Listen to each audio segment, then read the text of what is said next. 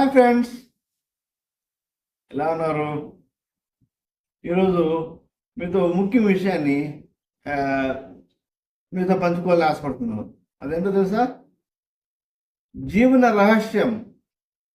అదే తెలుసా? మన అంతరాత్మ.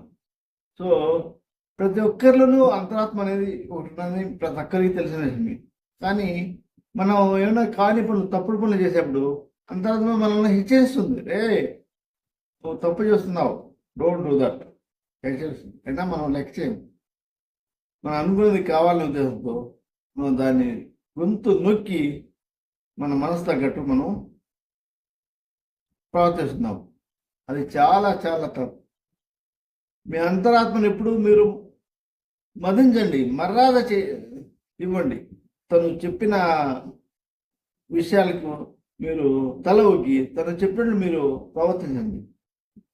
ఇనిషియల్గా స్టార్టింగ్లో మీకు దానివల్ల కొంచెం ఇబ్బందులు, నష్టాలకు వెళ్ళినా కానీ ఫ్యూచర్లో లాంగ్ రన్లో మీరు ఈ డెసిషన్ మూలంగా ఎంతో మంచిని మేలును పొందగలుగుతారు అని చెప్పడంలో ఎలాంటి సందేహం లేదు. సో మీరు మీ అంతరాత్మ చెప్పింది తూచా తప్పకుండా పాటిస్తూ జీవితంలో ఎంతో పురోవృద్ధిని సాధించాలని ఆశిస్తూ సెలవు తీసుకుంటున్నాను. బాయ్.